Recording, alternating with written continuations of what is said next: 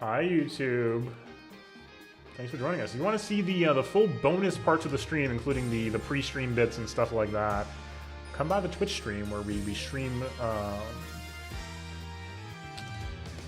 where we stream the full thing. I know, I've got a 1070, which was, again, at the time, the line that was given to me at the time was the 1070 will crush 1080p gaming for the rest of time, and that was true for several years. And then ray tracing became more popular. I was like, well, reflections, okay. Okay, cool. Sounds good, Hydra. That's good to hear. Okay. Yeah, mods we can do without, I think. Yeah, it's the humble 1070 is a beast. But like, I just got a new laptop recently. It's got a 4060 and it's like competitive with my desktop, and I'm like, oh. Well, I need to update my desktop, I guess.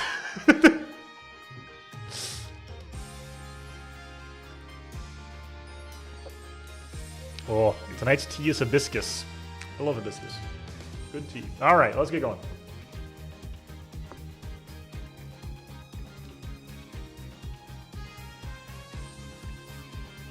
Yeah, the modern state of graphical fidelity is fascinating, IMO. All right, let's do it. Hello, folks of the VODs. I'm Essel, and welcome back to Apollo Justice, Ace Attorney Trilogy, or whatever order those clauses go in. Thanks for being here. Let's go to court. Let's go to court. I am excited. I'm also sleepy because it's the time change today. What happened here? Hold on. What did you... Huh? What? Why is reality mutating? Wasn't happening earlier. It's weird. You get fixed? October 8th, 9:48 a.m., District Court, Lobby number 6. Okay. Good morning. So, you're Vera, right? I'm Trucy. Trucy Wright. That's right with a W, but not right, right? Thank you, Trucy. We're on your side. You can tell us anything, please. Good morning. She speaks! Not bad, not bad. But I think you do better with a little smile, you know? You're so pretty. You need to sell yourself. Juicy, let's take it easy for starters.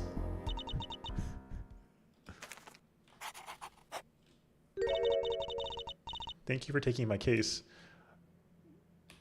This is fantastic.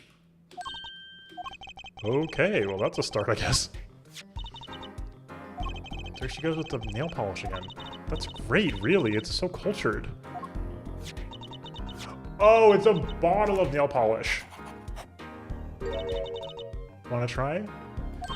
Oh, really? Girls. Is he saying that like, as in like, girls, or like, girls, please? The victim, Drew Measham, was a forger, and a stolen painting was found in his studio. Life of crime, really. Maybe one that led to his death.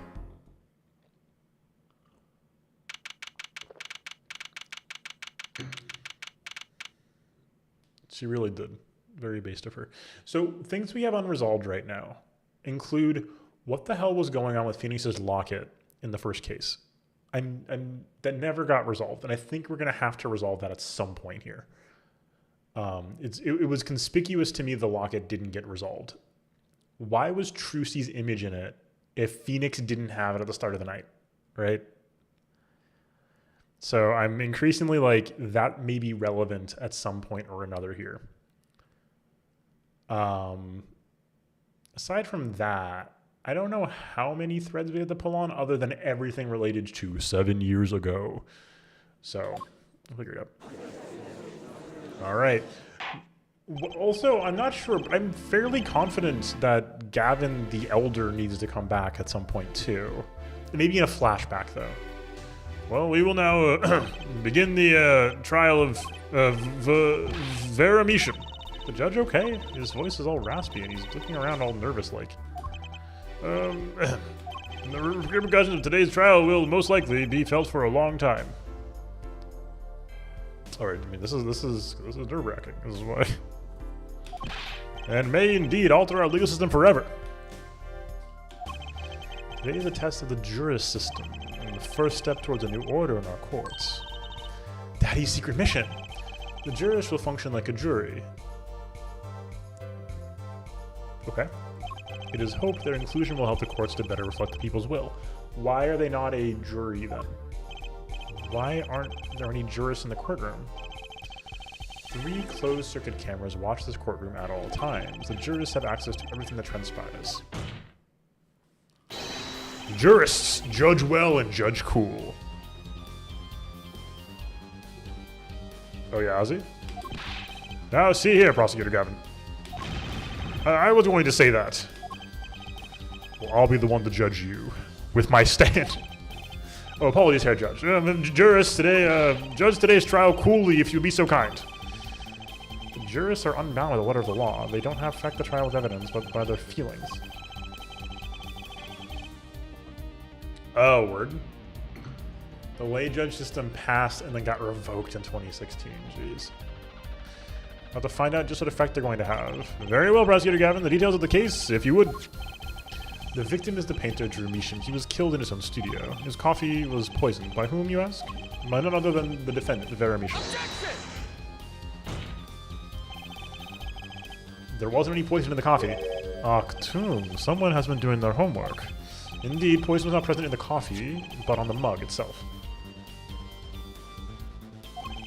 The mug? Residue was found on the rim, I see. The autopsy report describes the manner of the victim's death. The court accepts this as evidence.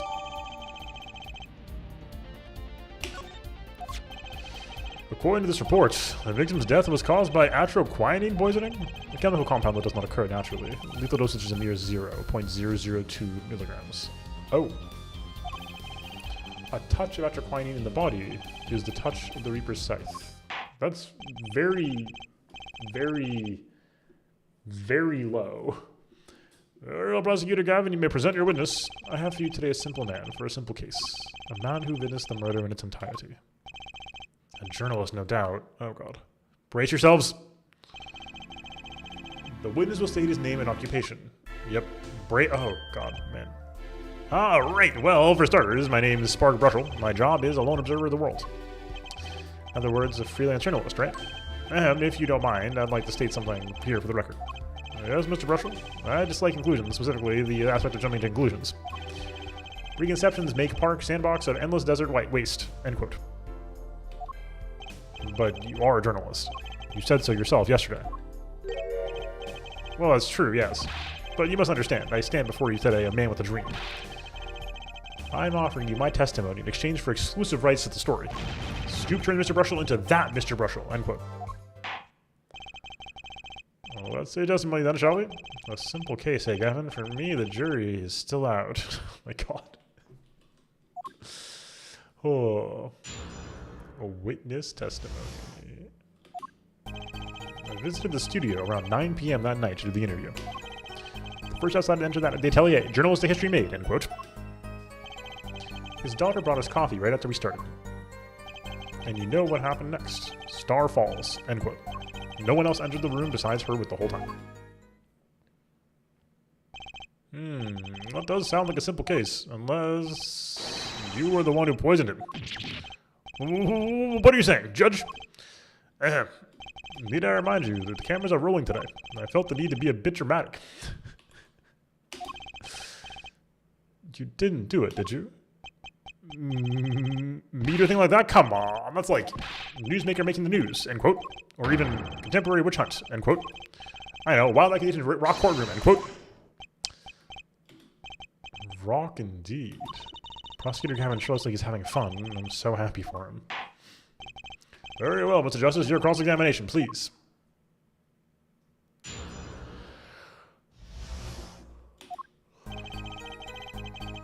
True couch, yes. Also got, what is it? There was it's either a yellow or a white, right? That was like had some sort of toxic metals in it too. There's a lot of heavy metals, right, in paints over the years. 9 at night? Isn't that a little late for an interview? The great painter Drew Beecham says, come at 9 o'clock. Believe you me, I go at 9 o'clock. The first and, as it turned out, last interview with such a prolific painter. Right. Can you tell us what it was like when you arrived? First outsider entered the atelier. Journalistic history made, end quote. You were the first reporter ever in Drew's studio. Posterity will look back on that night as a turning point in journalistic history. A basically insignificant step for all mankind, but a giant step for that Brussels guy, end quote. Oh, wow, that's crazy, Edge. If no one on the outside ever has access to the studio, then it would serve to reason that the deed was done by an insider, by which he means Vera did. So, how did this epic-making interview go?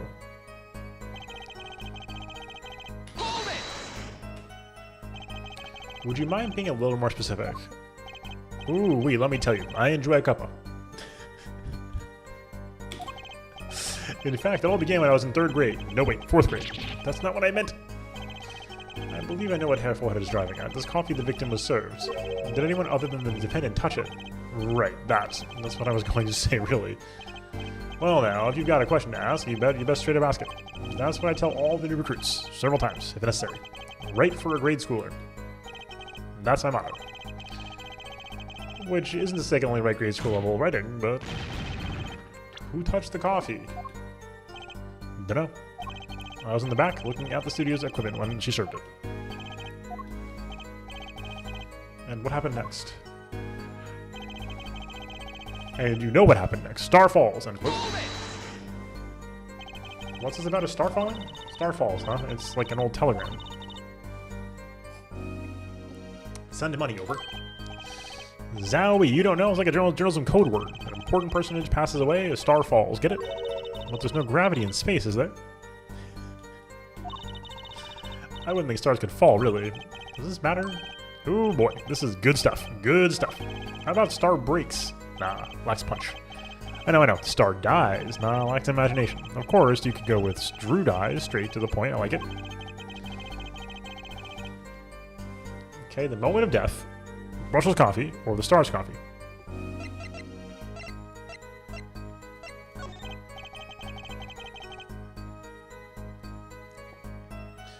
About when Mr. Meacham passed away. Oh boy, what a scene that was. He puts his coffee mug down with a crash, right? Yes, and then the cold finger of death touches his spine. Life's flame sputters and fails. So cold was that touch, he could do naught but tremble uncontrollably. Actually, his life's flame is a little tired. Life's river froze over? Yes, that's a go. He's starting his article already. Can you describe that a little more simply? Well, as you can imagine, I was pretty surprised. At the floor, and as they say, artist's seizure is final performance. End quote. Electrocuting paralyzes the central nervous system. The body arches back like a bow. The limbs tremble. The throat burns. That's quite enough of that. Some of us want to be able to sleep tonight. Oh yeah? Well, I want details. Lots of juicy details. For that, you can listen to our last year's hit single, Atraquini, My Love, by the Governors. Available at all major music outlets. He mentioned this already. True Hydra. The point here is that the victim died of atraquinine poison. Almost justice. How did you find that in that testimony?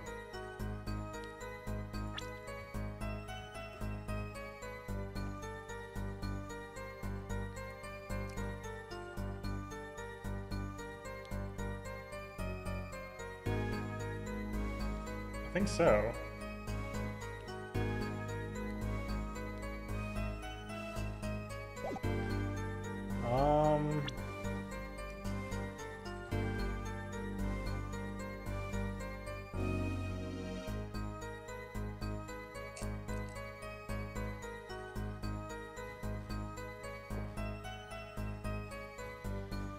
I don't think so.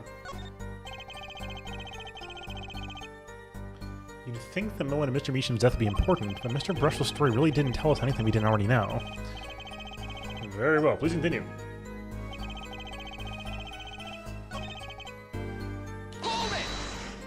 Back again.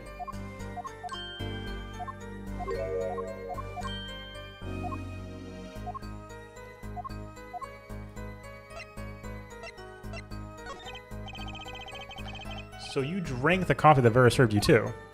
Of course. When someone serves you coffee, you drink it. That's what my old boss always used to say. Never did get what he meant by it, though. But you're still alive, which is to say you didn't die. Because people die when they're killed. Of course not. No point falling before you're a star, end quote. That's not exactly what I was getting at. What were you getting at, then? You know the poison on the rim, not in the coffee. Oh, yes, yes. There were 2 cups in the tape she brought, and one of the cups had Drew's signature painted on the side. No chance to Gus to take that one by mistake, I guess. Well, was the justice? Was this testimony important?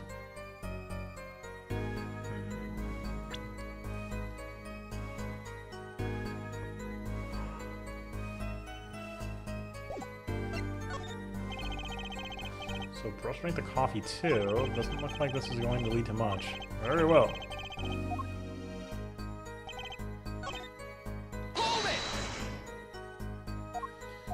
Look, Clavier's got to be on the grind, right?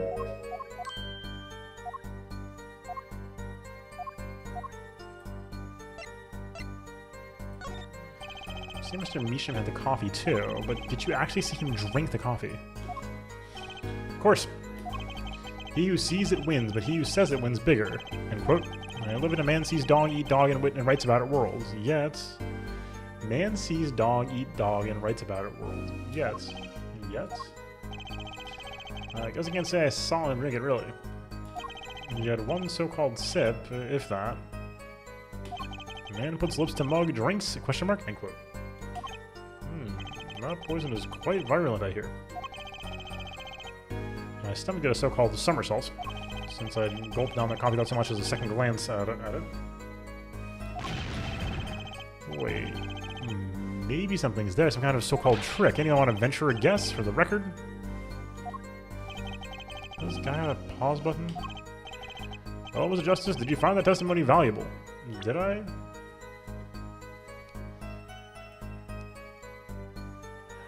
We know it's super, super, super deadly poison.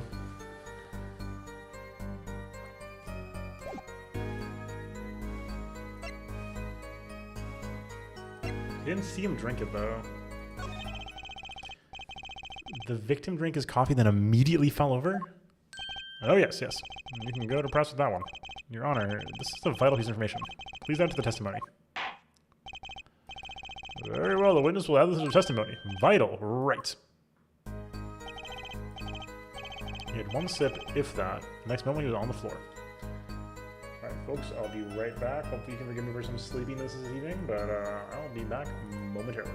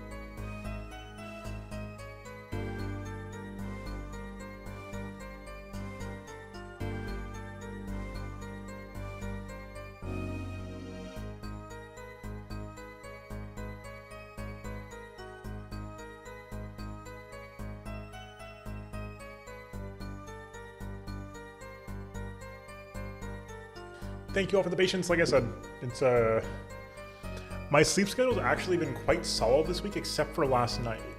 I got kind of destroyed by the time change. All right, here we go, and we're back. So importantly to note here, we know that atroquinine is highly lethal, right? Like extremely lethal. So the one sip does not disprove anything. I did earlier, I had hibiscus tea earlier, which was great. I just grabbed a glass of ice cold water. Tonight's sponsor, Big Water. Oh.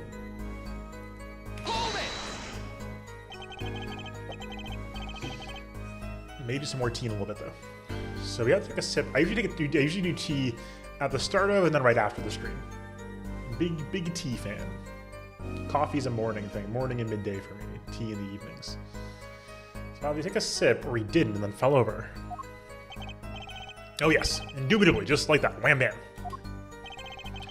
So Mr. Meesham drank the coffee and fell over immediately. Huh. I think Brush was telling the truth too, huh. This is one of the most convoluted mechanically. This is one of the most convoluted sets of mechanics we've had so far in pressing, I think, in the whole series. This is very dense, tree-wise. Moment of death. About when Mr. Meesham passed away. Oh boy, what a scene that was. Okay, yep. Yes, and then a cold finger. Yep, okay, yep, we got it, okay. Interesting.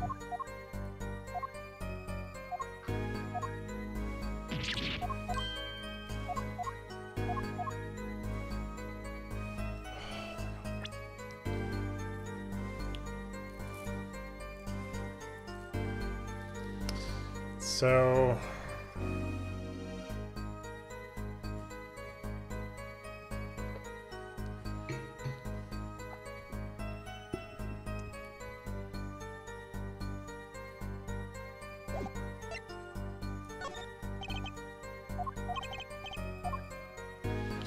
well, this is wildly confusing. No one else went to be beside her the whole time.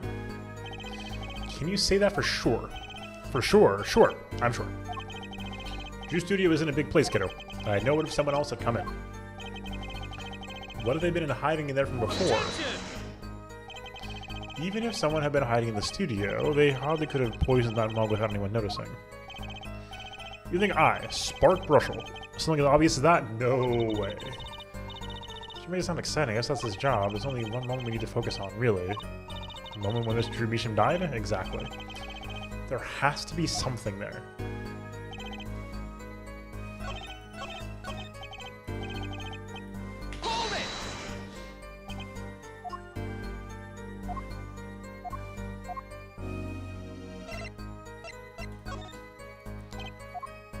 Okay, yep, we got that.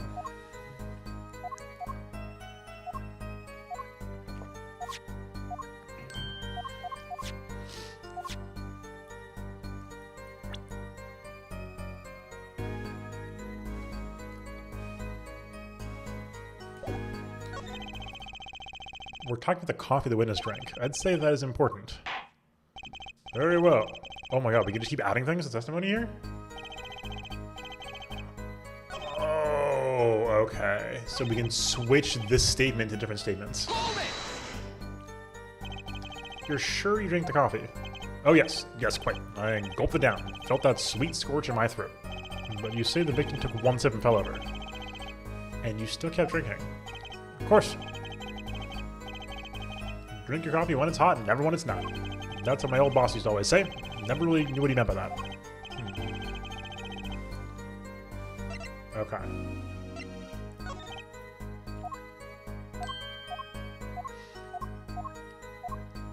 Let's give it a very important here.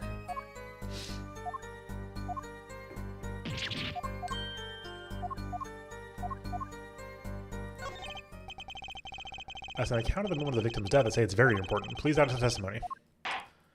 Okay. So statement 4 is variable. Those spasms, that was definitely death by poison.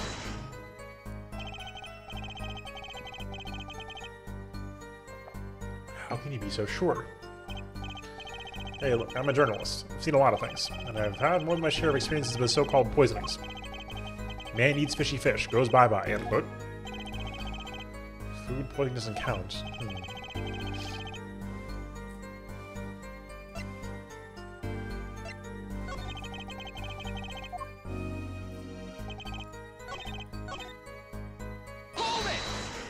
This is extremely confusing.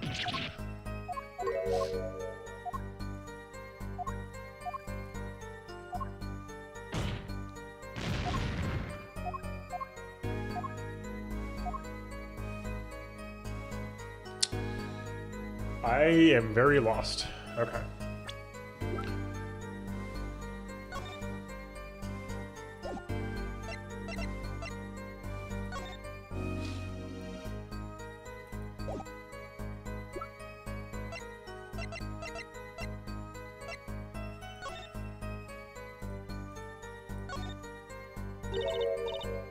There, that's poison.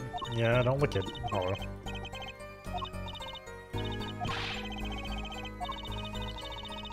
You guys already? Okay. Don't lick it, Apollo. Don't worry, I'll be fine. No, you won't. You'll die. I know. I mean, I won't lick it. Who knows what you do when I'm not watching? Concern is touching, really. Next thing you know, she'll be telling me not to drink coffee before bedtime. Say slow acting? The slow acting deadly poison. Okay. Alright.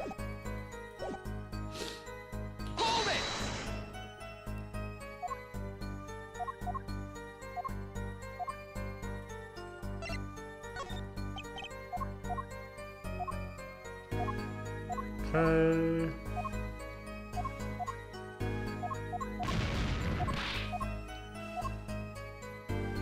Very important. All right, there we go. Okay. Next moment, he was on the floor. All right. Hit him with the presents. Objection! Let's go. You know what I have a problem with? A particular property of the poison used, atroquinine. Oh, Prosecutor Gavin was quite clear about the poison. A lethal dosage of 0.002 milligrams paralyzed the central nervous system. If you drank that, even you, Mr. Justice, would be reduced to a quivering pile. Why are you using me as an example? Sorry about that. Again, I'm sleepy and confused and didn't read the evidence carefully enough. Unfortunately, we weren't told everything. There was a vital omission in Prosecutor Gavin's information. An omission? Atroquinine is as virulent as he says, but death doesn't come upon ingestion, not immediately. That's because atroquinine is slow acting. Slow acting? Oh, what? According to one forensic scientist, it's one of the most virulent poisons, but it's absorbed in the body astonishingly slowly. It takes at least 15 minutes from time of ingestion for adverse effects to show. If we suppose at the moment Mr. Meacham sipped his coffee was when he sealed his fate, then he would still have had time left to enjoy his last cup of joe. Yes. Order, order. What's the meaning of this? If what the defense says is correct, why, that contradicts the entire testimony we've just heard. Well, Mr. Bushell, anything to say on the record? Slow acting. S-L-O-W-A-C-T. It was virulent, all right. Even then, it had already begun digging his claws into the journalist. He's working on his scoop. Objection! It's Brushell, yeah? Hey, Brushell, let's take a trip back down memory lane. Huh? Did the victim really die the instant he took a sip? Think it over. This is vital. You know what I think? I think that was a not-so-subliminal suggestion, unquote. I admit it does cause a problem he died when you say he died. I would be forced to say auf Wiedersehen to my simple case, and you would be forced to say farewell to your article. Come again? You can't write a story based on conjecture, can you? And as the case drags on, other reporters will pick up the scent. What is happening right now? And yeah, I think the biggest thing is it causes, like if you have somebody like Lotta also the problem. Like the issues with the comedy witnesses are that they cause a lot of issues with clarity. And if we're focusing intently design-wise on building this puzzle of a case, lack of clarity is a huge obstacle there. You don't want to feel like you got like cheated out by not understanding like a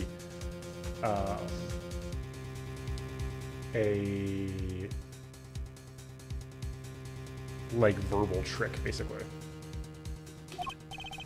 And you'll be forced to kiss your exclusive scoop goodbye. Scoop. Look, wait. Just wait a second. Just 1 second. We're waiting. How was it? I think I just recalled a so-called important detail. A revival recollection. End quote. A story survival. End quote. Attorney utterly confused. End quote. Actually, I did know something when I visited the studio. I had heard of poison that tasted sweet time, see?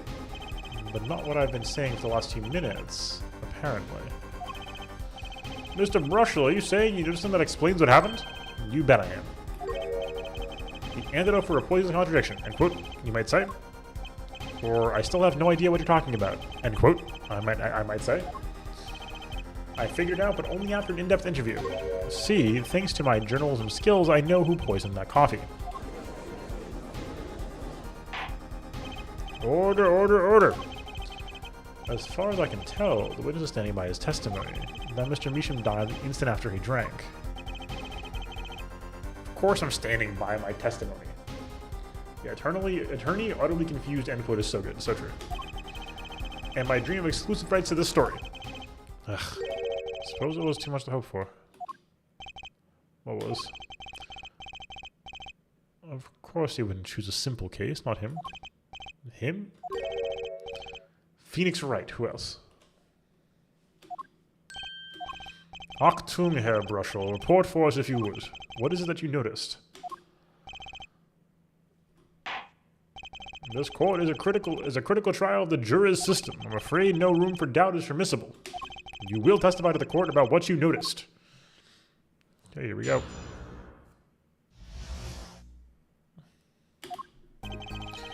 When I arrived at the studio, Mr. Measham was at his desk. He seemed to be writing a letter, but he quickly sealed the envelope. I thought nothing of it at the time, of course. Now that I think about it, what if he was writing a suicide note? Well, he wasn't. A suicide note? Yes, he had this look on his face. Man's face inscrutable as a quadratic equation. End quote. A quadratic equation? That's the best you can come up with, bro? I'm just saying. Suicide? Poor Mr. Measham. But that means Vera's innocent. Would someone commit suicide in the middle of an interview? Oh. Very well, you may begin your cross-examination.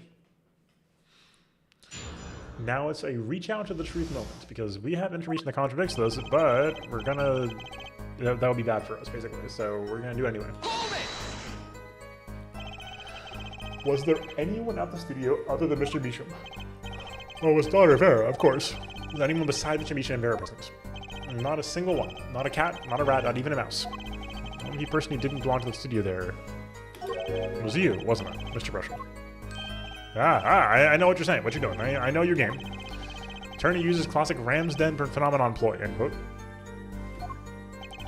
You intend to suggest that the supporter is a suspect. I'm sure you also intend to provide evidence supporting that assertion, correct? In the meantime, let's move along, shall we? You seem to be writing a letter, but he quickly sealed the envelope. So he put the letter away when he saw you. Early reporter gets worm, end quote. That's my secret. I'm not sure I follow. It's the night of the interview. I arrive 15 minutes ahead of schedule. The handle turns, the door opens, and I barge in. Are you sure that's okay to do? I mean, isn't that unlawful entry, really? Mr. Measham sure seemed to think so. You should have seen him. He crammed his letter into that yellow envelope as fast as he could. And I know a secret when I spot one, and that was one. It does seem significant. Well, Mr. Justice, our envelope was red, wasn't it? Yeah.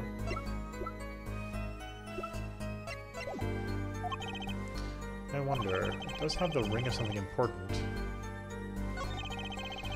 The defense finds this testimony vital, Your Honor. Very well, please add to the testimony. Hey, why not? My account comes free of charge.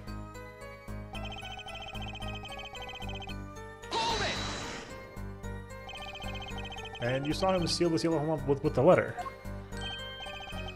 Hey, don't look at me like that. I saw what I saw. Apollo, you think this might be our big break? Yeah.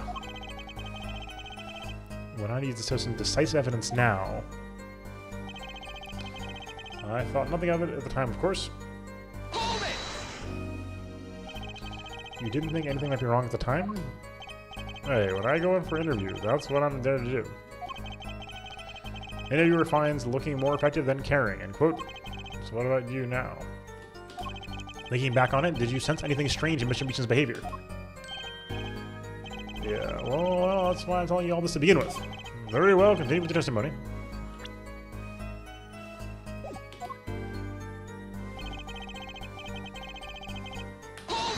Well, now that I think about it, I can just conjecture wildly. A suicide note? Oh yeah, don't quote me or anything. I'm just saying it's a possibility, you know? So you didn't actually check the letter. Of course not, it was sealed. Comments of can unknown till can is open, quote.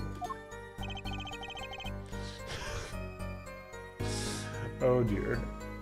I've heard Inside Stories very good. Let me check the label. Do you think Mr. Meacham was writing a suicide note? If he was, that would solve the case in a jiffy. Kinda makes you wonder about that letter.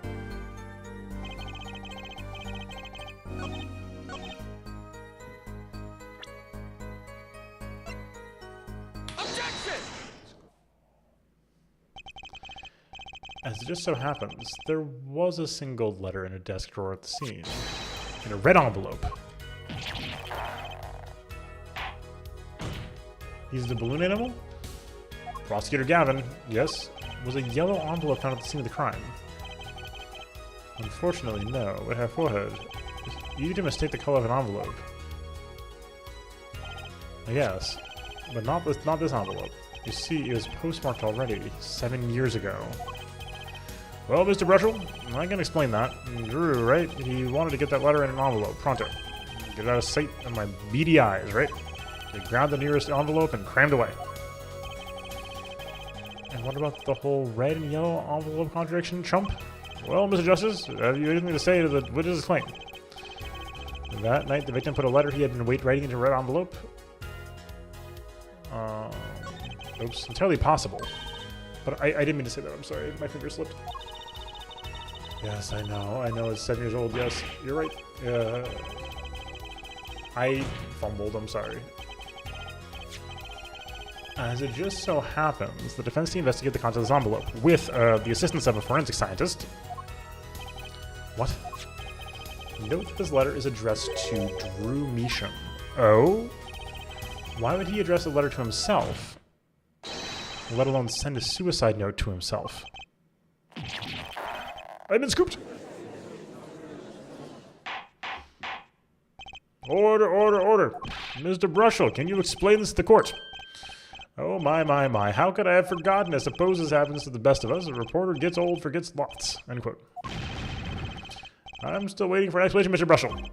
Well, that's the thing. See, after he put his letter in the envelope, Mr. Meacham just sat there searching his desk drawer for something. His desk drawer? Sorry, folks. One more time. I'll be right back.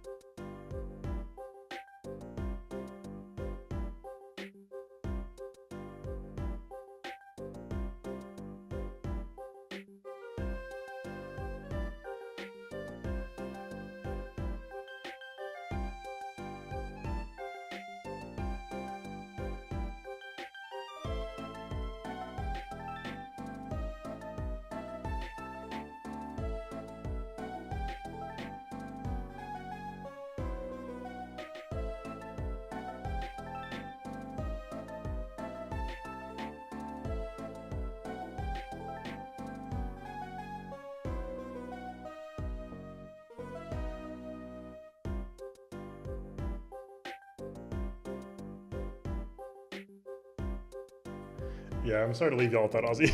And sorry for the delay, guys. Like I said, I am like aggressively catatonic right now, so I'm just like trying to not be falling asleep. And welcome back. Sorry, I did another lap and get some more water.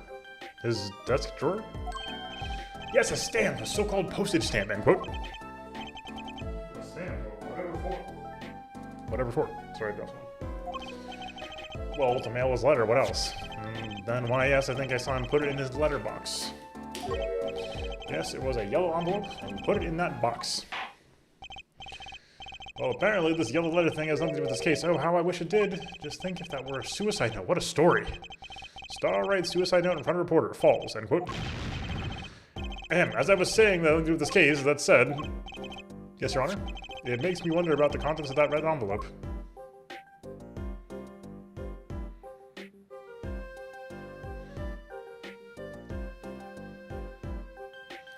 $3 days, 7 years ago.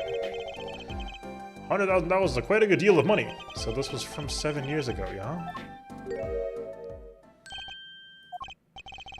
So am I finished here? I mean, am I finished here? I was thinking of, you know, going home to start writing.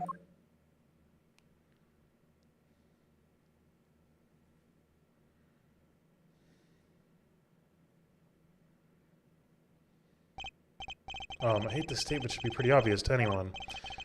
But when you catch the scent of a story, you make that, rather unique face. Yeah, I do not like this song. Come on, an attorney has active imagination, little else, end quote. Even I know something, my eyes aren't what they used to be.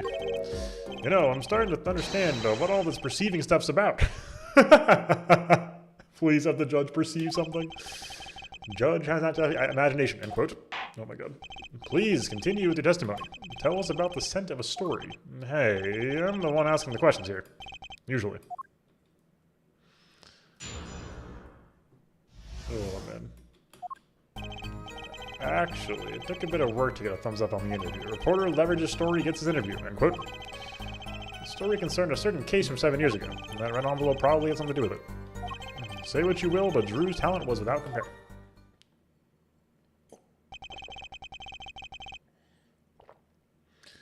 So you threatened to go to press with a story. That's how you got your interview. Blackmail? Well, yes. I mean, no. It wasn't like black. I mean, I'm not... Something wrong, Mr. Brushel? Look, this is my story. My tidbit. Journalist info is livelihood. End quote. I see. We'll be chatting away here. What's going on out there? What if some Wally Wordsworth or Sally Scooper gets wind of my story? They could be going to press while I'm going to waste. The court feels your pain, Mr. Brushel. Mr. Justice, let's pick up the pace. In a certain case 7 years ago. Wait, 7 years ago? 7 years ago. Why are you confused, Trucy? Actually, it took a bit of work to get a thumbs up on the interview.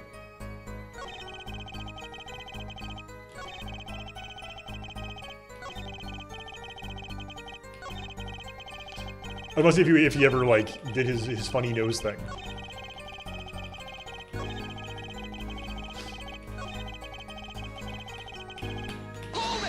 Hold it. 7 years ago, Mukuro Ikusaba, the one... Yeah, exactly. The victim Drew Mishima. I was watching Tekken 8 earlier. Had an aversion to reporters.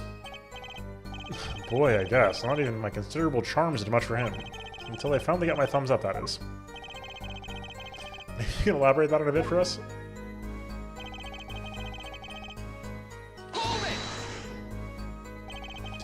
Exactly what sort of story was this? Oh, a little one, like I said. Nothing more, nothing less. Nothing in between. End quote. I might suggest that I had a lead on this particular story, but I didn't threaten or cajole or nothing, honest.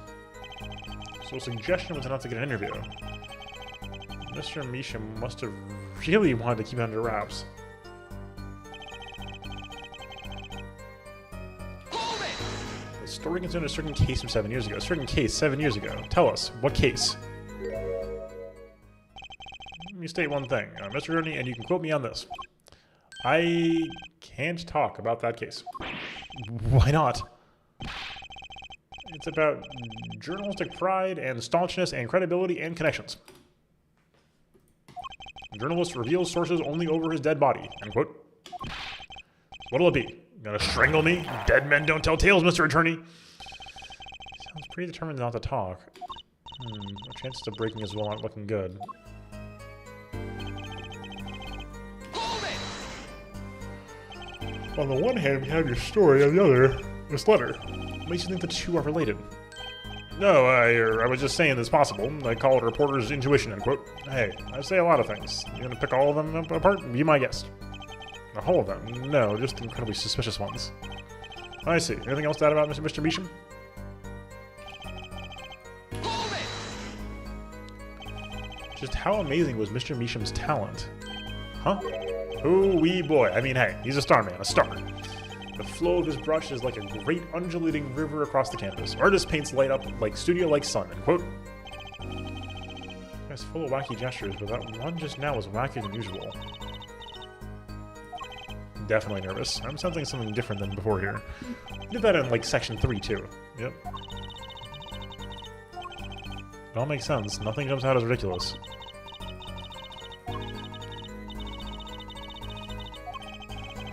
Something powerful enough to drag Drew Mishima. I did it again! Drew Measham out of hiding. Oh my god.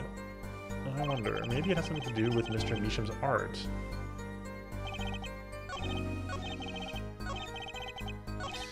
Oh my god. Witness loses nerve on the stand, end quote. Exactly.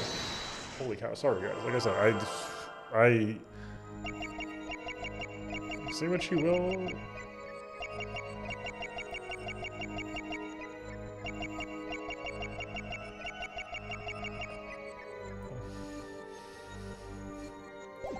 Does he brush his head when...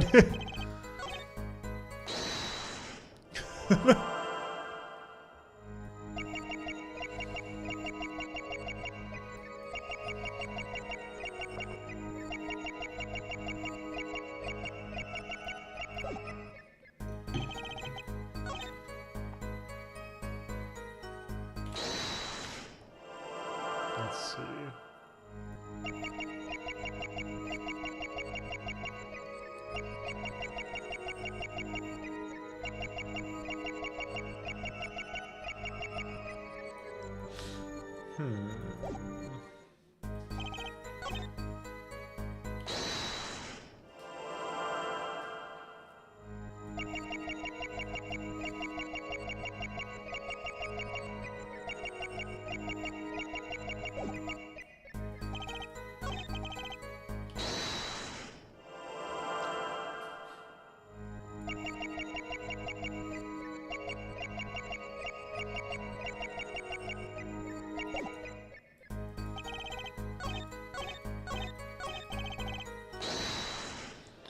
Oh my god.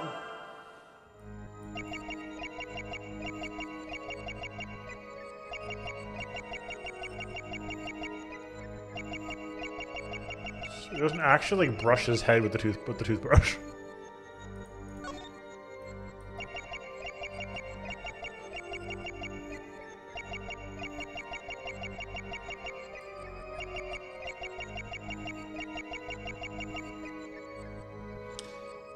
Yeah, I'm curious too, Couch. I don't think I saw eyebrows moving here. We can check the other lines too now.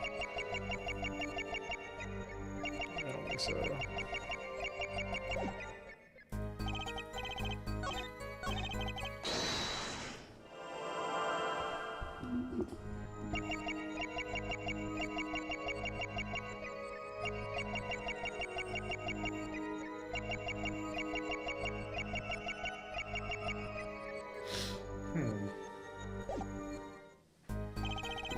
I didn't see his eyes move. Maybe I'm wrong, though.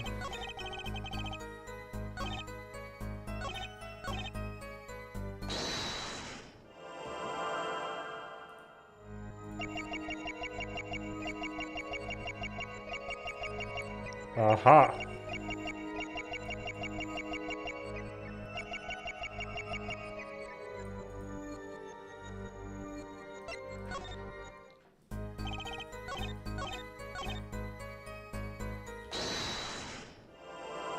Let us perceive.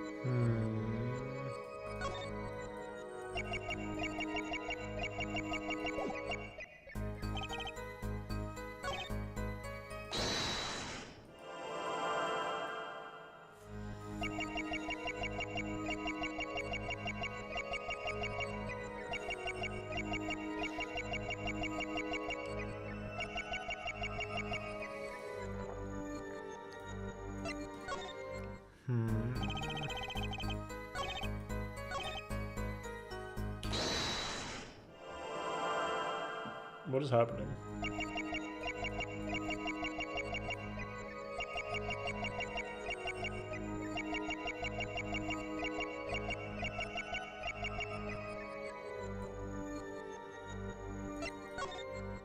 Did he?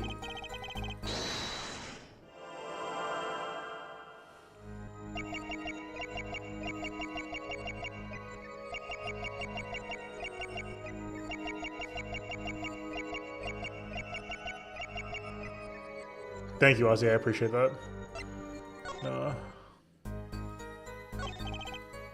They like really signaled it was this line.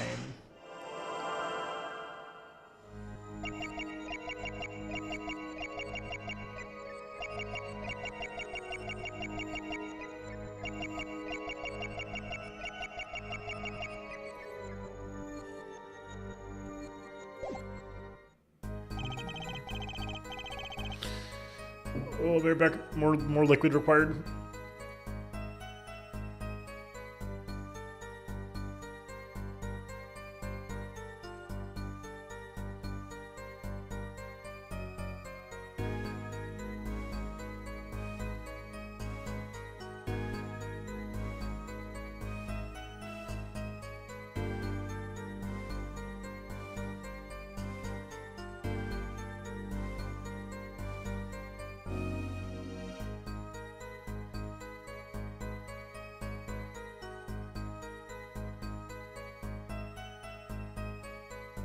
Alright, we are now seltzed. Let's get seltzed. A little bit of the... I got key lime LaCroix recently. Well, no, it's like semi-transparent.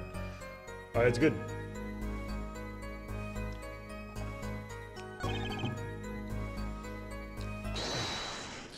The field of vision being this tight is really difficult.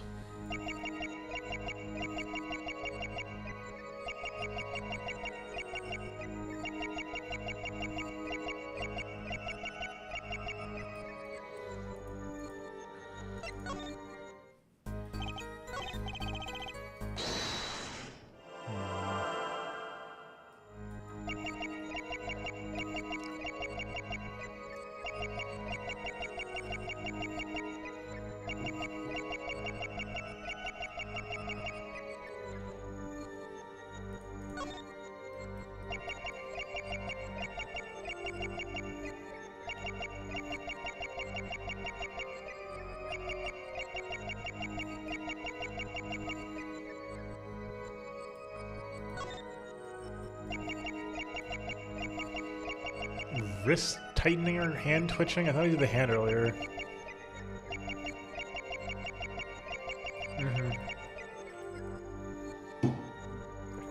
Thank you, Ozzy. That's why I'm trying to figure out where else to even look, though.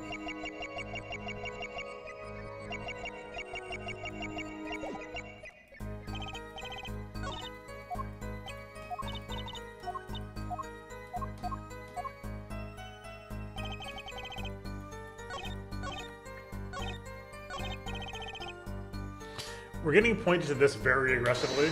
The loop note there says, was it about the art?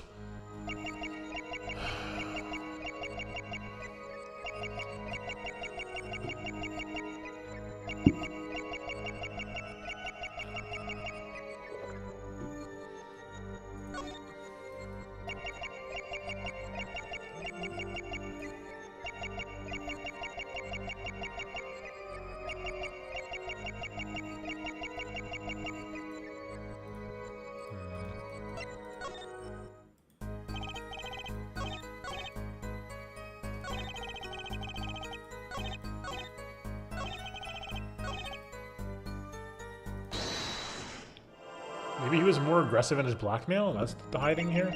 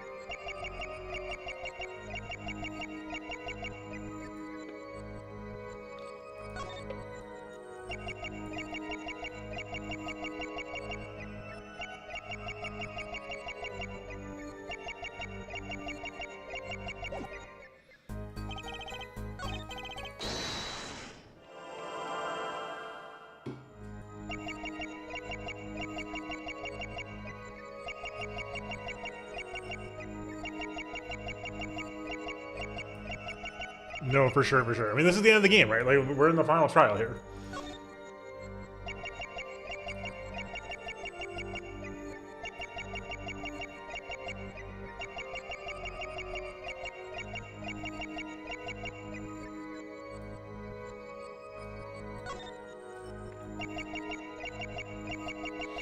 I'm just looking for literally anything moving. Yeah, I think it's not quite one-to-one couch on like the actual witness animations versus the perceive animations. I am fairly convinced it's in this one.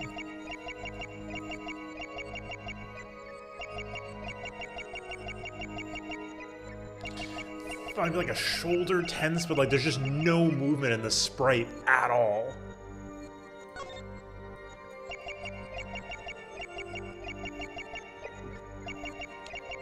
Yeah, I've been trying to look for that, yeah.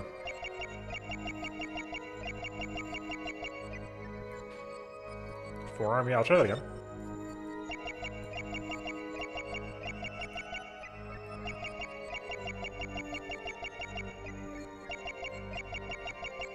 Wait, was that me, or was that...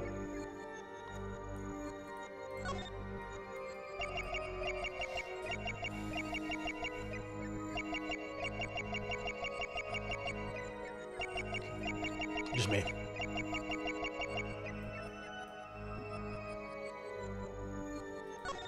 It's like flex his bicep or something?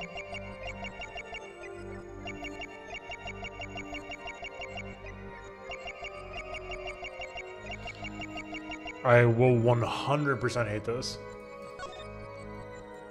Well, it's doubly confusing now too because you gave us the hint Aussie, which is very, you know, very helpful. That we're not supposed to look near the head.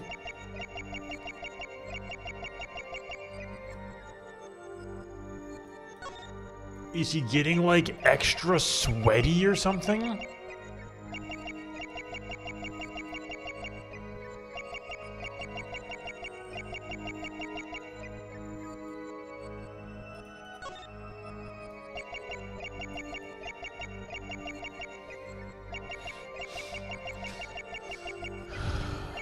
It says Thai jump.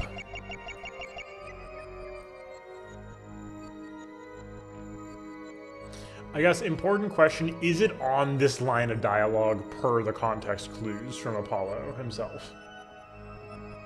Or am I off on this line of dialogue? Well, that's I think one thing that will help us if we're down to like pixel hunting, then like we should know where we're pixel hunting at least.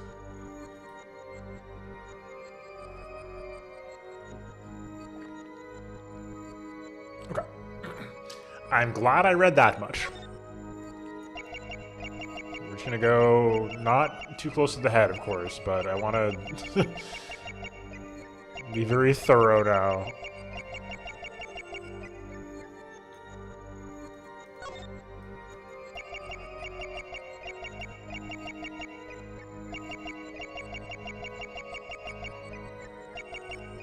Checking his chin movement.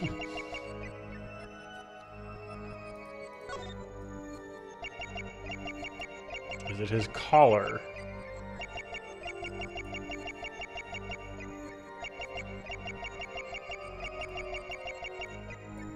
Like tells you that I just like haven't seen any movement at all.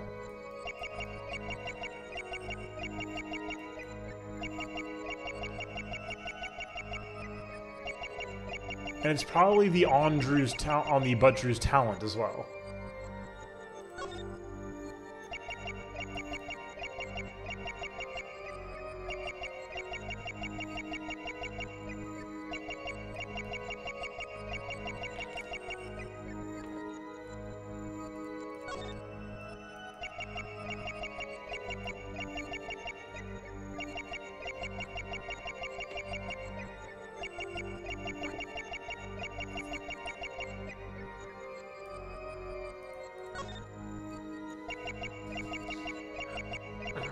Important question, have I looked past it already?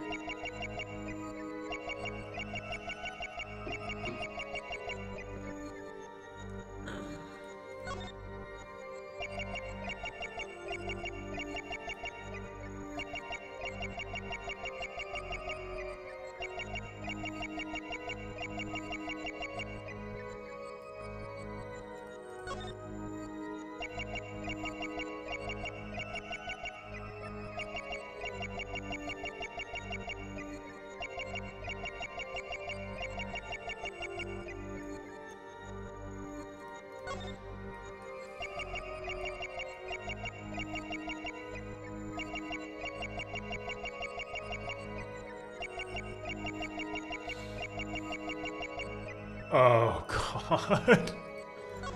Okay, I have. Damn. I was right! I'm glad I was right. Holy cow.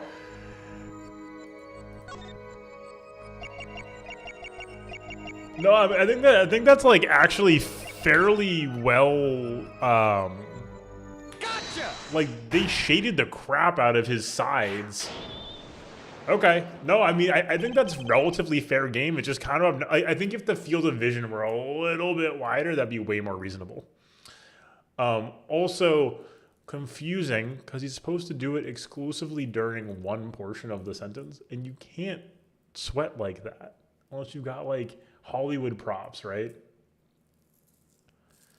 So like unless this man has like the ability to like, you know, have like the sweat machine like for, you know, like a Hollywood comedy sequence, you can't sweat and then unsweat, right? Sweat much, Mr. Brushel? Also, come on, Apollo. Like this is why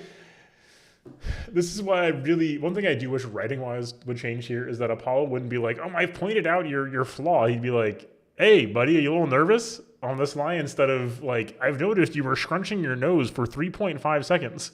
And it's like, Apollo, you don't have to like, you know, reveal your secrets here. Yeah, well, a man can't help his glands, you know? And he's right. It's more than that. When Mr. Meacham's talent was mentioned, you suddenly began to sweat buckets. Ack. You're hiding something about his talent. What? That's ridiculous. Evidence time. Let's start Mr. Meacham's true talent lay. Just so happens I have evidence showing the talent mentioned in that letter.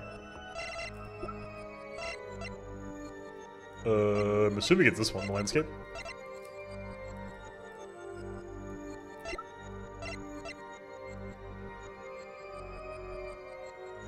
No, I guess the stolen painting, probably? Take that! What's up, Hunter? Sorry for the, if I was slow on the uptake there. Welcome in. Yeah, it's very, like, I thought it would have been, like, it would have been clever if they were, hello, Flonde, how's it going? Good to see you on YouTube. If he, like, I was hoping he'd be, like, a sort of, like, he, like, barely touches the toothbrush down or something. This painting was found in Mr. Meacham's studio. There are two problems with this painting. The first is that it wasn't painted by Mr. Meacham. The second is that there was another painting in the studio, which looked exactly like this one, except it was only half done. He just brushes it. Oh my god. I don't like that. I don't, that made a letter asking a payment of $100,000.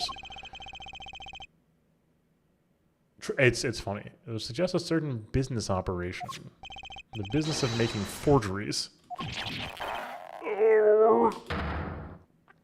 Mind crush?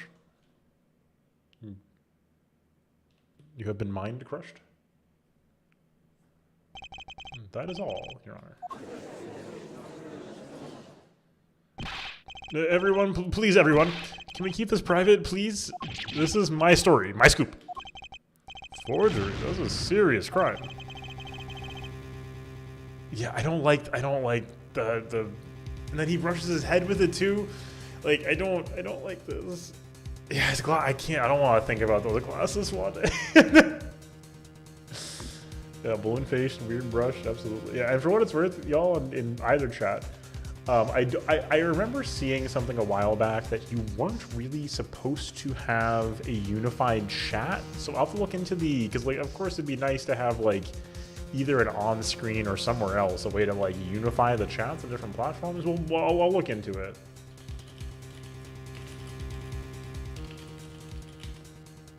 I don't know exactly how that works.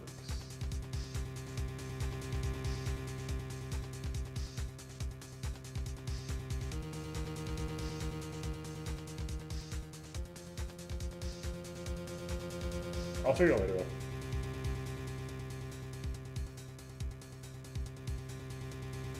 Anyway, Demeter was known as an artist these days, but there were rumors he dabbled in another kind of art until a few years back. Another art, meaning forgery? Drew Meacham was talented, alright. Talented at making precise, detailed fakes. The fact that certain criminal elements were quick to discover. Yeah, I think you're not supposed to show Twitch chat along with other chats. I think. Criminal elements? What? You can't seriously be talking about... Exactly.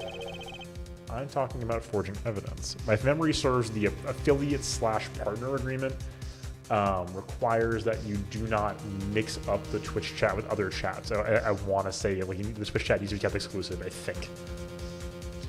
I'm talking about forging evidence. The rumor started circulating 7 years ago. 7 years ago? So are we to understand that this letter, this payment of $100,000 was for... Exactly. Forged evidence nets tidy profit, end quote. Order. Yeah, I've seen partners do it. I just don't, I need to like look at, I need to like make sure I know the, I don't want to get anybody in trouble, right? I would be down to do it if we can. I just don't want to get in trouble, you know what I mean? Like our victim was living a double life. Aha, this is my chance. So the victim had ties to the criminal world, right? Could have had plenty of enemies we know nothing about. Objection! This is my first time hearing about this criminal world. We certainly found no criminal connections when we conducted our investigation. Objection! But how do you explain all this money? You have to admit there's a possibility of some illegal activity here. Ooh, okay. But there is no proof tying this letter to our case. Our case was, and remains, simple from the beginning. Only the defendant could have poisoned the mug that night. And you, of course. Hey, the only thing I poison is my pen when I'm writing reviews. Why did I change his voice? Mr. Brushley, your testimony at this point has been quite unreliable. No! It doesn't speak well of your reporting acumen. What are you talking about? My journalism's rock solid. Journalism is so solid, you can stand an elephant on it. End quote. In any case, let's hear some summarized recap of your testimony. If we can ascertain the situation in that studio from the recap, the trial is over. Apollo, what's he talking about? Cross-examination showed Mr. Brushel didn't have reason or means to poison him. As long as there's no other suspects, then the killer had to be Vera, that's what. This next testimony is our last chance. So the angle could be suicide, maybe? Mr. Brushel, your testimony, please. Or an accident? Accidental suicide? The only other person in the studio that night was the defendant. It was Vera who poured the coffee. She's admitted as much herself. The only thing that touched Drew's lips during the interview was that mug, and nothing left that studio after he died. Nothing. Clearly, the only one who could have poisoned him was his daughter. Okay, here we go. A nice testimony, clear, succinct, and without room for doubt. Oh, shucks. Yeah, I agree, Hunter. I'm because, like, this has to get us back to the case 7 years ago that caused Phoenix to quit law. Like, we have to go from here to there. And from there to the murder or disappearance of Zach Gramery. And that's why, so my thinking is, if it's forged evidence, as Brushel, like, at least it wasn't like Apollo didn't, like, key in on that, but I think that was the big thing. Like Brushel said, forged evidence nets tidy profit, right? So Measham forges the evidence for the case. Phoenix already mentioned there was forged evidence in that case. And I'm guessing that case was covering the Gramery troop is sort of an obvious way to look at this. That may not be the case, though. We'll find out. Shucks, I think so. I believe this clarifies the situation that night. Very well, Mr. Justice. You may begin your final cross-examination. Right. So I have one trump card to play, and I won't let this trial end until I use it. I'm assuming that's the portrait? We have no idea what that means. Hold it! Okay, hold it. Yo, the self was a great play. But that doesn't prove Vera poisoned it. Objection! How many times have we heard that one in her forehead? The poison reached its victim via that coffee mug. And from where did that coffee mug come? Not to beat dead horse again and again, but perhaps you could fill us in. I'm on it. You need a horse, Pete? I'm your man. Hold it! And you witnessed her pouring the coffee. Of course I didn't witness it. When she came in with that tray, the coffee was already poured and is steaming. Let us not forget the defendant has admitted to pouring the coffee herself. Now, nobody has talked about the possibility of the mug being poisoned before the coffee was poured by somebody else. I heard her statement. I poured, I served, and I killed. What? The last part was just a little joke. Gavin. I don't think I'm going to get anywhere with this coffee mug. I had another weak spot in this case. I think the mug might have been poisoned, but, like, I'm imagining empty house, or they're both in the studio, somebody sneaks in, puts atraquinine on the mug, and then the mug doesn't get washed before the coffee gets poured because it's Drew's mug. Who's going to wash Drew's mug? It's his mug. Hold it! You're sure about that? Well, to be really, really precise, I was really gobbling mint the candies the whole time. One of those candies might have been poisoned. Yet, at the time of the autopsy, no fresh fragrance of mint filled the room, and no mint residue was found. It was a long shot anyway. Don't tell me you're trying to prove this. You think the victim ate, drank, or otherwise ingested something other than coffee? Well, Mr. Justice, you have some proof. Possibility is there, I can feel it, just maybe not prove it, not yet. Impossibility isn't gonna cut it. Not now. Mr. Measham ingested that route poison via a route other than that coffee. I don't think we can prove that he went inside the frame that night. You know what I mean? Like that's very not yet. It's can be proven. I do believe a little forehead is growing up. Pity. I like the rash, youthful forehead best. I agree. No, another hole in this case that needs plugging before I can prove anything. But first things first. Weak spot before I try to strike again. Okay, here we go. Onward. Hold it! Not one thing, you're sure? Yep, sure as sure can be. With an envelope, that's possible. Well, with one exception. One exception? What? Journalist Spark Russell does interview. Leave studio. End quote. Come on. The joke, you get it not funny, I know, but still. Somebody leave the studio that night? Why does that sound familiar? Where have I heard something like that before? Now that we've proven our witness is a comedian of sorts, I'd like to turn to our defense attorney before returning to the testimony. Do you have any idea what, if anything, might have left the studio that night? I'm wondering if the photo left the studio that night. I'm getting a little curious about that. No. Oh, the yellow envelope. Ooh. I think one thing very well might have left the studio that night, actually. A certain something that has vanished from the crime scene. Which you mean something other than our witness? Of course. Don't tell me. Vera Measham? Believe me, any comic relief I may provide is entirely unintentional.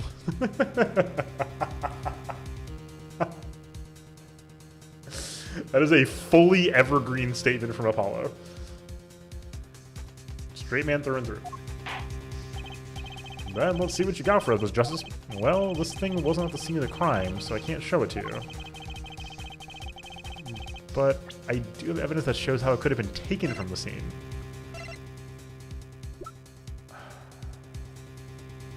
Let's go this. The frame is more sus right now.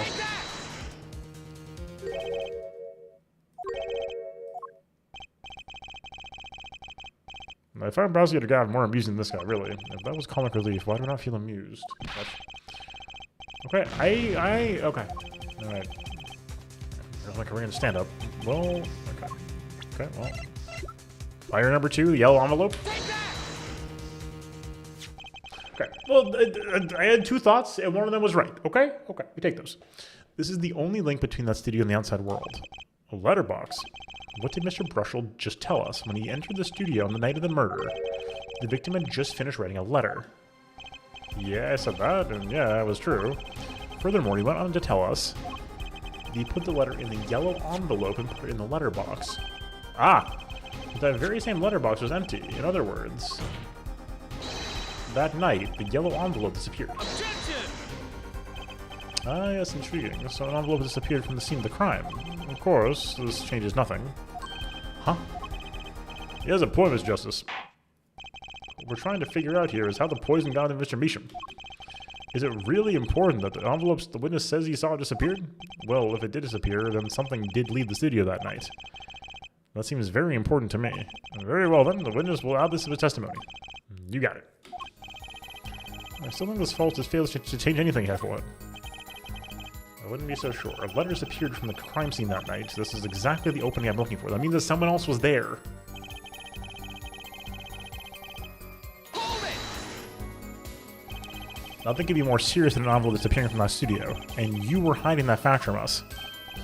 Yes, well, actually, don't argue the possibility that a letter disappeared from the studio. But Herr Forehead, isn't there a much more serious question before us? Right. How Mr. Measham was poisoned, I know. But Mr. Brushell's testimony has changed, which means the facts of the case have as well. And what he's told us means something entirely different now than I'm just starting to think. Okay.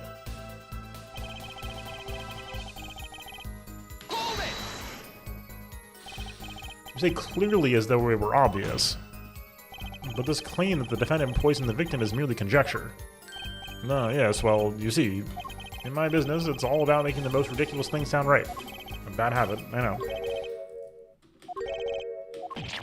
Yes, well, or actually, I guess this is more a case of ridiculous journalist sounds wrong, end quote.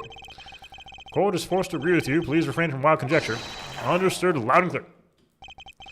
Well, I could believe that. What do you think, Apollo? Everything he's saying seems so not flawed. Well, it's kind of what you want from testimony, really. Vera poured the coffee, it's not going to change. But if that coffee didn't kill him, I need to find what did and prove it. So we can't present anything, I don't think, that, like, the yellow envelope not, I guess that's probably our window here, right? I hardly think that matters.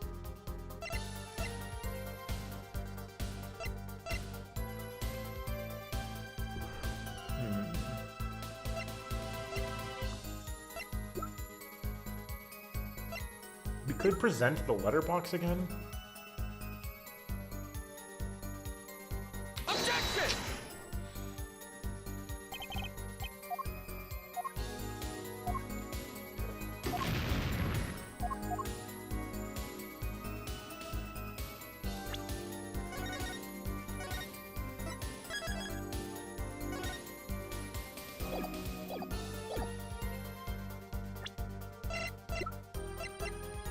Objection!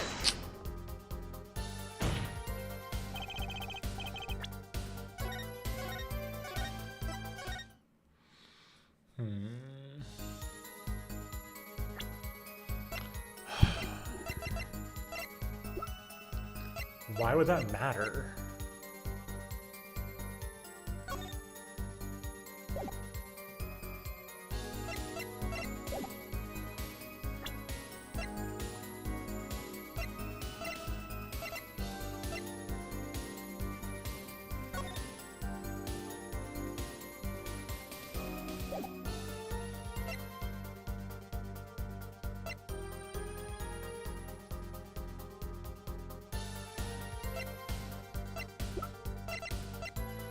Does the time of day count here?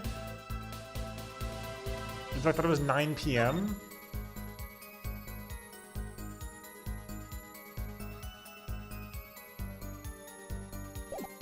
Like, why is he putting a letter in the post at 9 p.m.?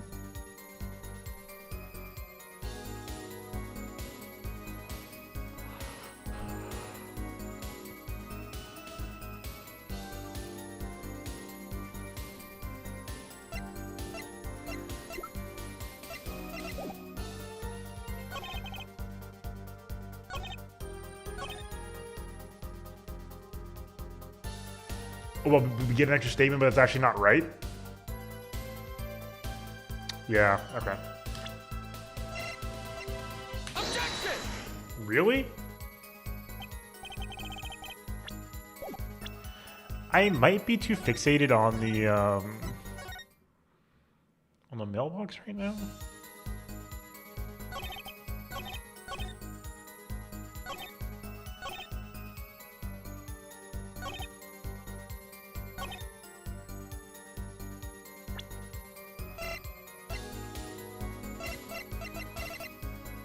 Objection!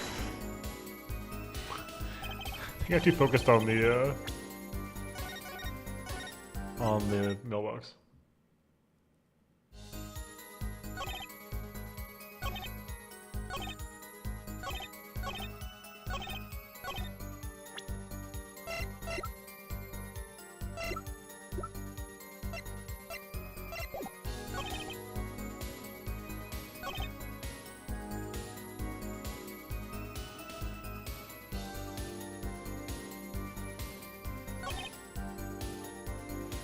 Was Vera who poisoned who poured the coffee?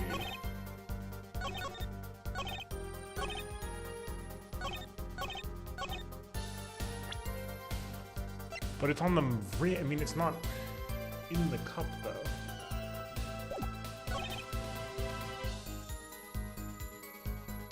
So, like, things I'm thinking about. Yellow envelope was taken by somebody at some point, which means either Russell is lying aggressively or someone else showed up that night. We can't, so far I've been trying to present the mailbox to get to that. Doesn't seem to be the line here.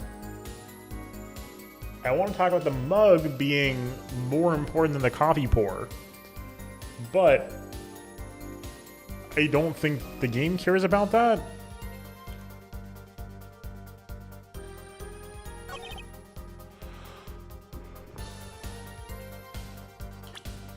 So what do we have left? We have the red envelope, which I don't think counts for anything. This is from 7 years ago, right? So like, this is not relevant. Trespass, sure. Repair poisoned it. Okay.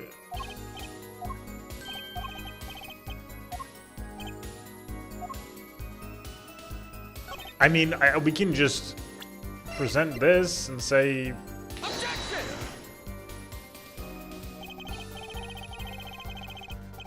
Like, the thing that I'm thinking about right now is that several times in the press rounds, we were told to... Oh, it has? Oh, rip, okay. I've gotten baited by these in X4s before. Poison victim by the coffee mug and from the coffee cup. Okay. Yep. Okay. The changed press always trips me up. And you witness her pouring the coffee. Of course I didn't witness it. When she came with that tray, the coffee already poured in the steaming.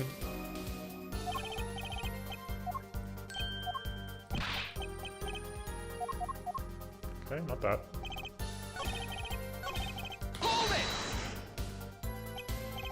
You're sure about that? Well, not to be really precise. Nope.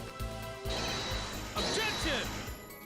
Mint candies, fresh fragrance, and the residue.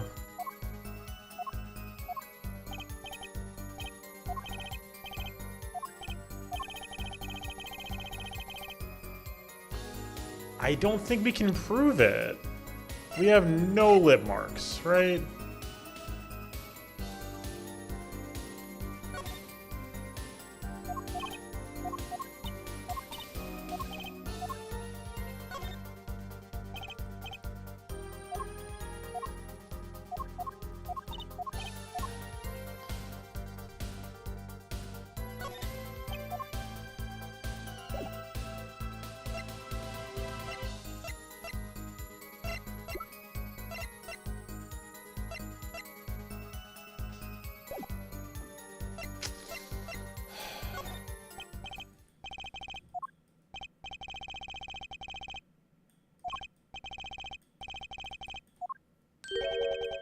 Wait a second. Oh my god, okay. What? You have to go back and do this choice again? We already know a letter might have left the studio that night. Couldn't that have opened another path to poisoning? Jeez. The situation's already changed. Take advantage of it.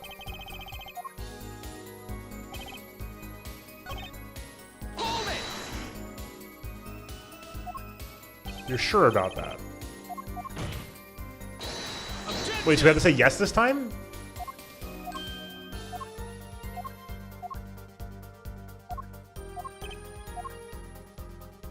Wait, I'm confused.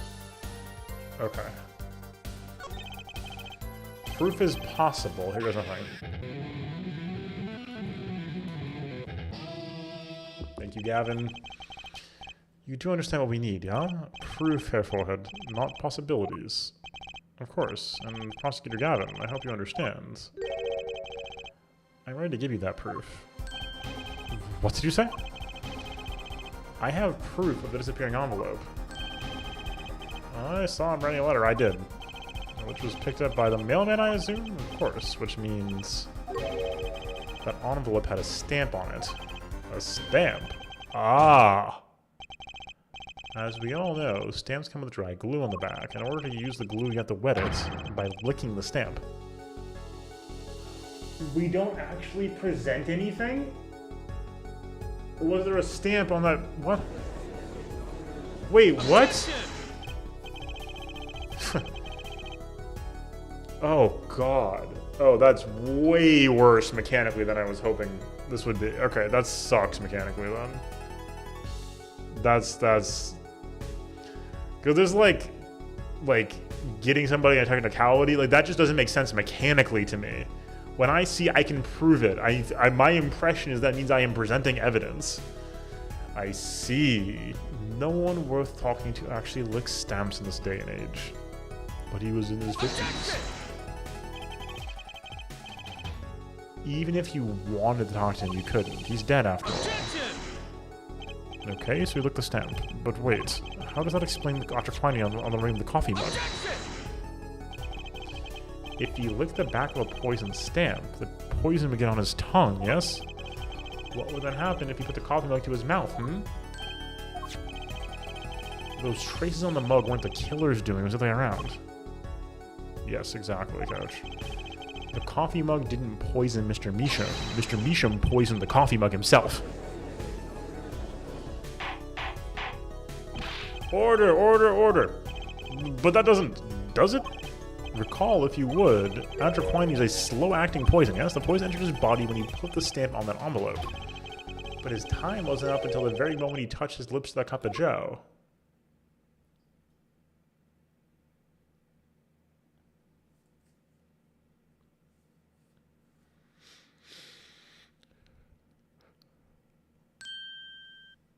He smells a scoop. You have something to add, Mr. Brushel? Uh-oh, his nose is picking up his scent. As I believe I mentioned earlier.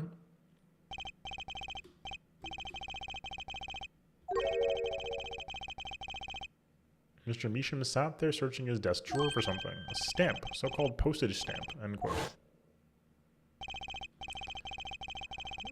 But, you know, I don't seem to remember him ever finding one. Maybe he just run out? Instantly, if you search the desk drawer at the scene of the crime, there were no stamps. Not a single one. That does pose a problem. How will you prove the stamp was coated with poison? Actually, I'm glad no other stamps were found. Makes proving the stamp uses poison possible. Good show, good show. You can't even prove there was a stamp at the scene in the first place. Well, let's hear what this defense has to say anyway. Where is your evidence that proves the use of this poisoned stamp? Well, I guess we got 2 inches by 2 inches. If it's the whole frame, then yeah, that works. If it's the this is 2 inches, I'm like, I don't know, that's a little big for a stamp, right? Yeah, that's way big for a stamp. That's all we got, though. Well, that certainly is a cute little frame, and by little, I mean really little. It was on the victim's desk. The thing that confuses me here is that it's unclear to me whether the atroquine's on the like interior back or the glass. On the victim's desk, Your Honor, quite empty, as you can see for yourself. I noticed that during my inspection. So what? Apparently you weren't so observant as you should have been. You see, when you saw this frame, it was missing something quite important. Missing something? Yes, a pale bluish stain on the inside of the frame. Atroquinine residue. What? Why wasn't I told about this? The frame is only 2 inches square. The face of the frame is even smaller. Okay, yeah. There we have it. Maybe an inch wide at most. You aren't saying. Oh, but I am. Tell me, what fits in such a small frame? A commemorative stamp, perhaps? Order, order, order! The poison stamp was in this frame? Impossible. Prosecutor Gavin, why would he put something like that on his desk? Don't tell me how to there so he can commit suicide if the mood struck. You know, can I say something? I had a thought, see? What, Mr. Brushel, and please stop jittering around like that. The victim was a forger, right? There's a lot of money in that line of work. Forger forges friends, makes enemies too, end quote. So, the poison stamp might have been a murder weapon aimed at him.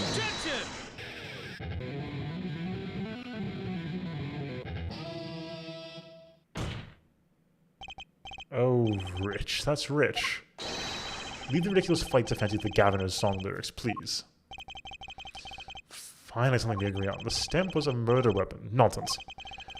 Murder is a simple business. Who would go through to such lengths? No one. Oh, I disagree. Come again? Recall, if you would, the victim's reclusive lifestyle. Drew Meacham hid from the world. He avoided meetings. His only contact with the outside world was the mail. The mail? Now, if you wanted to kill someone you couldn't meet, but you knew red letters, a stamp would be the perfect weapon. Ridiculous. Where's your proof? I want proof. Show us evidence that this stamp was sent to him as a murder weapon. I might have evidence, per se, but things are finally starting to come together. What is it, Apollo? Your fists are trembling. I think I know what happened. I don't believe it, but I can see it. I think I know how Mr. Meacham was killed. Well, fill us in, Mr. Justice. A certain piece of evidence points to the truth, Your Honor.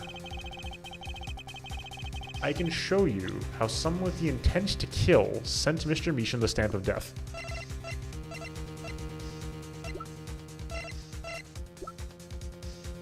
I mean, is it this? Oh! Send in the enclosed envelope with the enclosed stamp. Take that! Isn't this the envelope? The one from 7 years ago? Think about the text of the letter again. There were 2 pages in the envelope. This is page 1. And this is page 2. I want to draw your attention to one phrase in particular. Send in the enclosed envelope with the enclosed stamp within 3 days. The enclosed stamp, Your Honor. Ah, in other words, if I have this straight, the stamp, poison on the stamp, lick, lick, gasp, end quote. Now, what if he had done exactly as the letter asked? He would sign the document, put it in the envelope, and then put the stamp on it, right? And then he would put it in his letterbox. 15 minutes wouldn't have elapsed between affixing the stamp and mailing the letter. But the clock started ticking, and when the time came, he drew his last breath, and the murder weapon would be taken away from the scene. Quite conveniently, thanks to the postal system. He's right. He's right about that.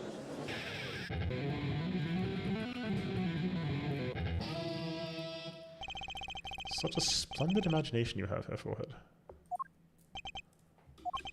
Let me confirm one thing with you, if I might. So this poison stamp was inside this envelope from 7 years ago. Yeah? Is that what you tell us to believe, really? Well, it's a little bit of a stretch, but there's a possibility. Yeah, it's a very small possibility. How small, I wonder?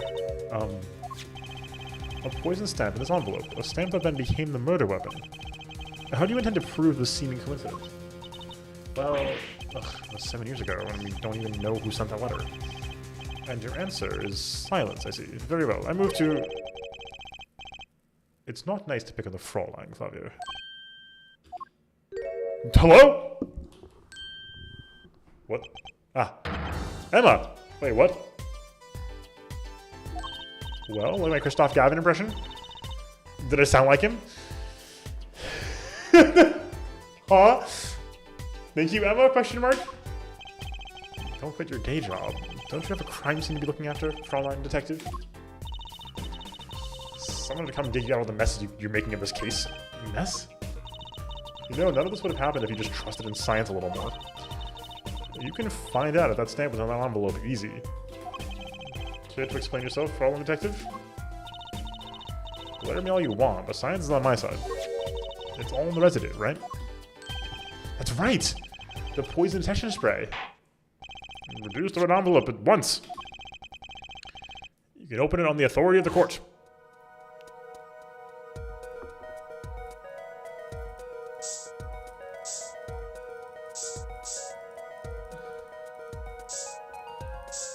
Oh. And bingo. Well, would you look at that? No mistaking it. That's atraquinine residue. I don't believe it. A murder weapon from the past. Now, 7 years later, it bears its fangs at last. Absolutely outrageous. Tell me why. Why didn't this murder take place 7 years ago?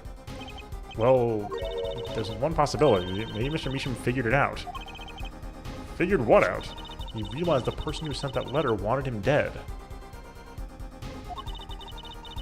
So we send his reply with a different stamp. And put his decisive evidence in a frame.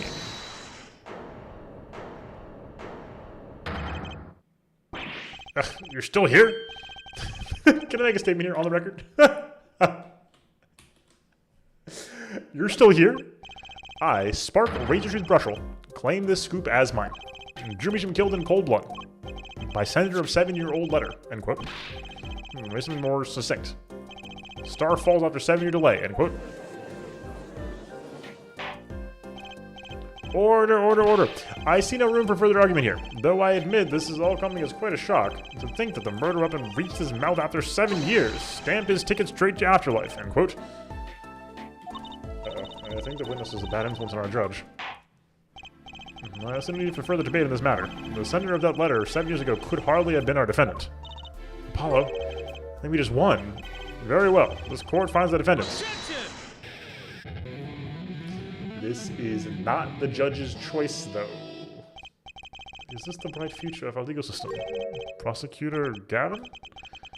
A ticket to the afterlife from 7 years ago. Tickets for Gavin or shows are invalid for 2 weeks. But it doesn't make sense any other way. It boggles my mind that so many people haven't noticed this. There's a fatal contradiction in Herr Forehead's claim. A contradiction?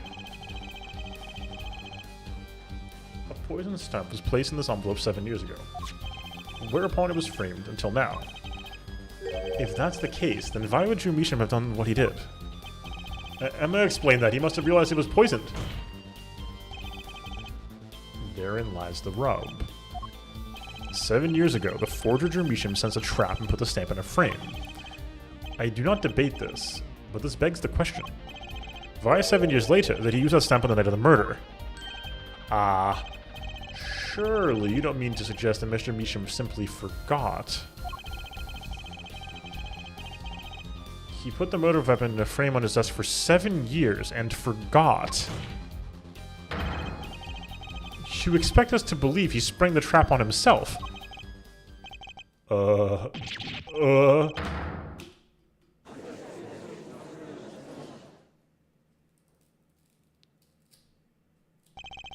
While I admit this is all quite shocking myself, it does seem highly unlikely that he would fall afoul of a trap.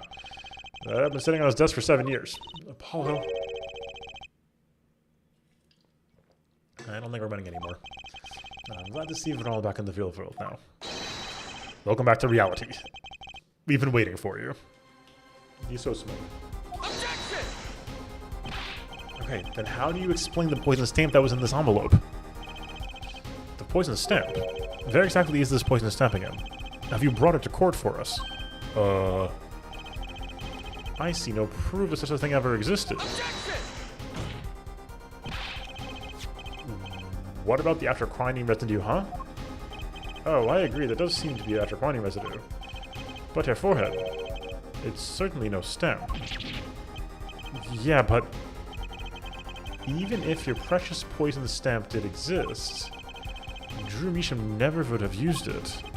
That is all. Ugh. Yeah, wait. Did the Fire Nation attack 7 years ago? The siege on Ba Sing Se? Hold on. I believe it comes to a conclusion again. Apollo, were we wrong the whole time? I can't believe it. The poison traces mass up. It can't be coincidence. I'd like to bring some closure to this issue sometime this year. Mr. Justice. Yes, Your Honor. Let's review the facts and let's see where we stand. 7 years ago, Drew Meacham received a red envelope. There were traces of the poison atropine on the document inside that envelope. A similar trace was also found at the crime scene, on this tiny picture frame. The events has indicated the possibility of a yellow envelope. An envelope that left the scene of the crime with the poison stamp on it. Yes, but even if this envelope contained a poison stamp, and Drew Meacham, knowing this, put it in a frame, he never would have used that stamp. I'm afraid you're right, which means there is a fatal flaw in the defense's case. I've been on the wrong track this whole time, I'm sure of it. The traces of metroquinine, the envelope, the frame, and Drew Meacham's mysterious death, they're all connected somehow. Well, Mr. Justice, do you have a conclusion for us? The defense stands by its case, Your Honor. We've seen the logical outcome of the evidence makes no sense, which means that one of our clues must be a fake. Whoa. Ah, a fake clue. Fascinating. And if you find this fake, your wild fantasies will prove quite reasonable, yeah? The fake clue that's thrown us off the poison's trail was none other than Drew Measham. Whoa.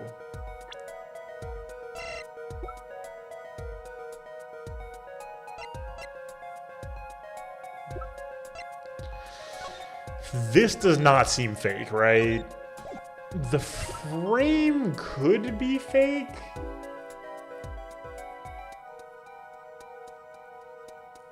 I want to say Drew Measham, that's too funny. The victim was a fake clue? I'm afraid I don't understand. I'll explain. We have an envelope, a frame, and a mug linked by poison. That all makes sense. What doesn't make sense is the victim himself. Objection! Congratulations, you've completely lost me. So the fake evidence is none other than the master of fake himself, the forger. At least a good story, I'll give you that. The fake clue, fakes, forgeries. Doing the BBC Sherlock word word soup meme. Ah, I know that face. I just had an idea face. I don't know if I'm right, but I'm going with it anyway. Discombobulate. What if our forger is the fake? Come again. 7 years ago, our forger sniffed the trap and stepped inside. 7 years passed. Now the forger stumbles into that very same trap and dies. Why? That's what I want to know. Because the forger who was killed was a fake. What? Here we are again. The victim was a fake. One forger smelled the trap. One forger fell into the trap. That's two forgers, and one of them was a fake. Wait, are you saying... Oh man, so it strikes me as not impossible that Measham hired a stand-in for the interview because he's that reclusive.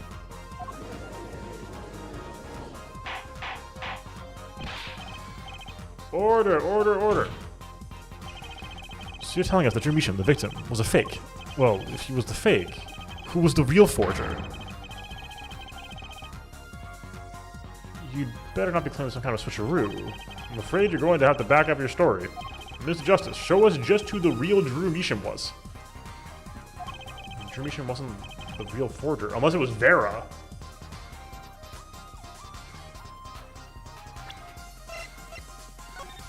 Is Drew's studio?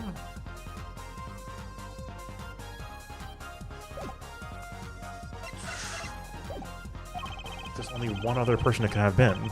Understood, Your Honor. Forger Drew Measham was himself a forgery. The real forger was... Yeah. It has to be, right? Since she was 12?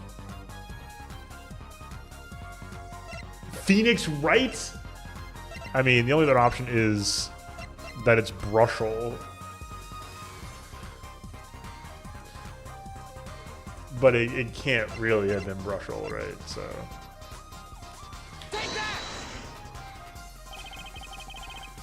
There can be only one explanation, really.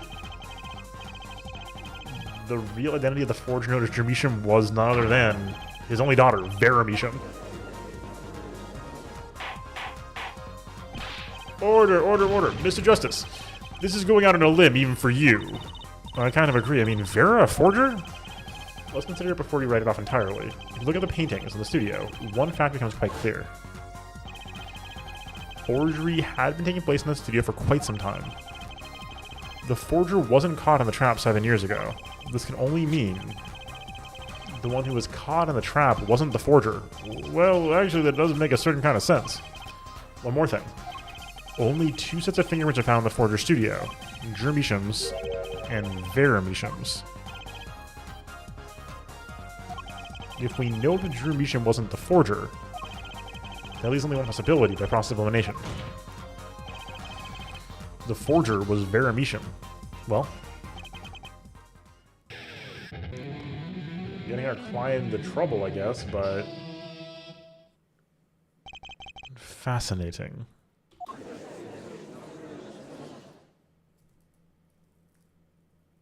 Oh God, Vera Measham? You've been paying attention to the trial so far. Let's just ask her and be done with it, shall we? Who are you? Who is the forger, Dreamishan? Oh no. Was that an expression of emotion I saw on her face? She's tearing holes in the prosecutor Gavin's face. I'm used to being set up by Frauleins, believe me, so they usually talk to me too. Tell us, were you the one who forged those works of art?